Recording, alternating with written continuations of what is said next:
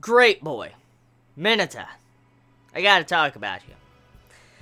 He reminds me a lot of the earlier stages of Usopp.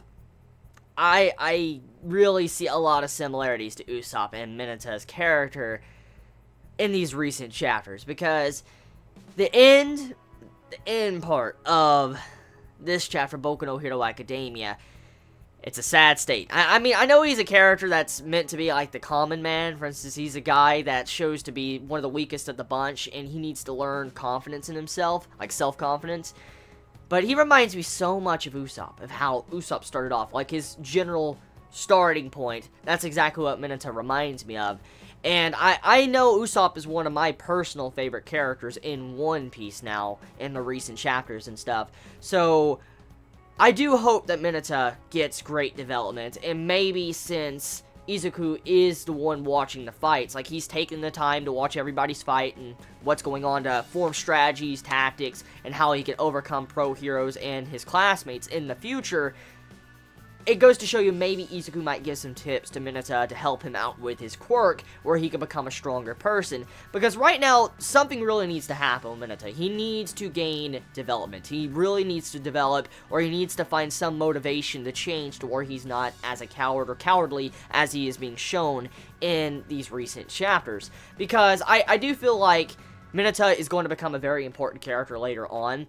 He's always had somewhat of the spotlight, and he has been used as a gag character that's a pervert.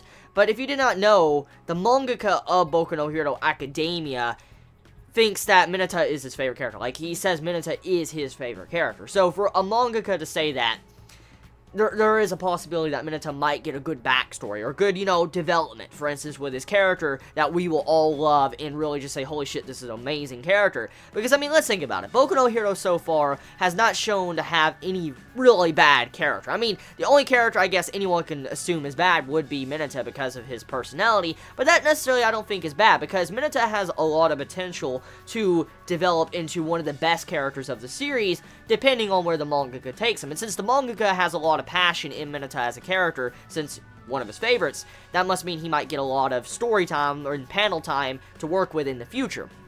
So, moving past that, a lot of senseis, their quirks were revealed. Now, we kind of find out more about the principal's quirk ability, which interested me the most. I mean, I like Ectoplasm. I love Ectoplasm's design. It's really cool. I like his quirk ability, and I do like the other one when it came to canceling out sound and having sound and stuff. But I am a big fan of the principal, because he's always intrigued me since I first saw him when he was introduced, because he had this weird-ass design. He looked like a damn rat dog thing, and I'm like, this is a really weird principal. Like, it's just, he's really weird, so I wonder how strong he is. Well, we get hints that the principal had some form of hard life in the past, because he was mistreated by somewhat of humans, looked down upon, and experimented on, from what we found out. It's hinted at, it's not directly said, but it's implied.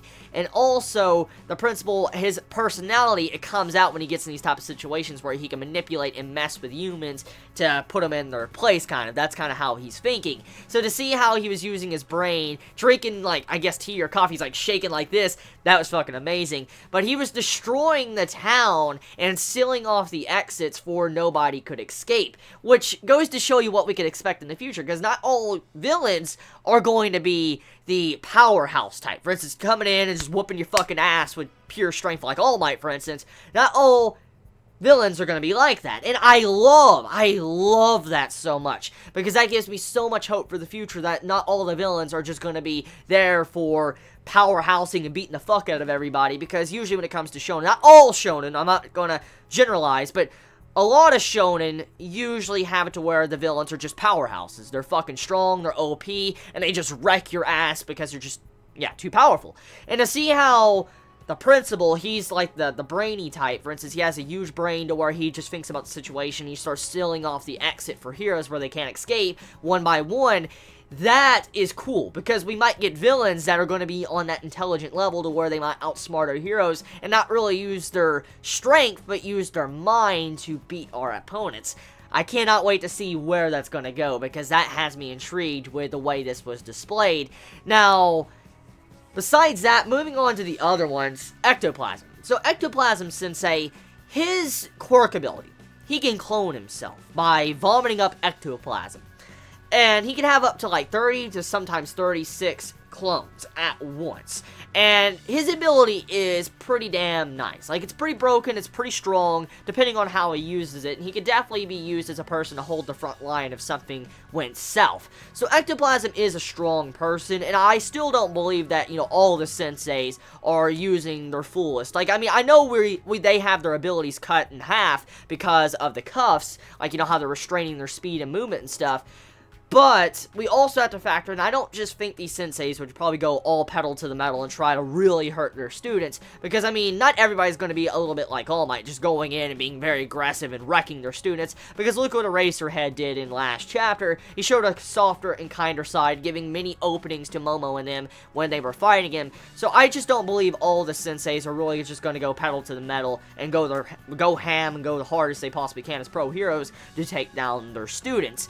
So, we also need to factor that in. Ectoplasm probably wasn't really trying.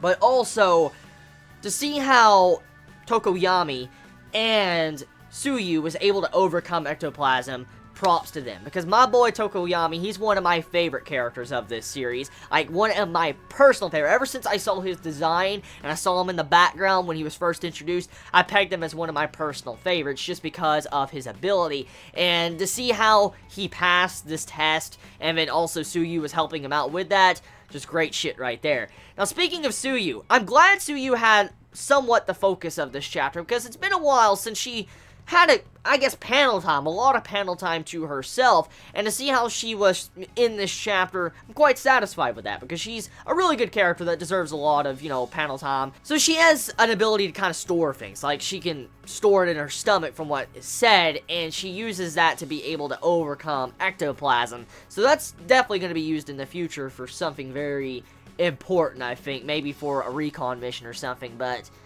I'm going to look past that for now. Getting into Jiro and the sound situation and the bugs, that was fucking hilarious. Like, my hat's off to Jiro for standing there and taking the sound waves, like just taking the sound to the face, because her ears were bleeding. And for her to do that just goes to show her determination to win, but also just to see how she wanted to win. And then the dude coming in and having, like, bugs trying to defeat the sensei was pretty cool. I mean, it was funny, and I could see where some might say that was a horrible part of the chapter, because, I mean, it's just to beat a sensei, they use bugs. I can understand that, but, I mean, let's face the facts here. There is people in this world that are afraid of bugs. There is many out there. I mean, seriously, if you saw a fucking giant-ass centipede crawling up your leg, I don't think you'd just stand there and just laugh at it. I don't think many would. So, that's the point I'm getting at. The reaction of the dude controlling bugs or not wanting to get near bugs is logical, along with the sensei's reaction, because, I mean, he's not in a fight to where he needs to worry about his life, because he's just fighting his students. So, I mean, him reacting like that makes sense. It's a comedy situation, mainly there for laughs. Take it however you will.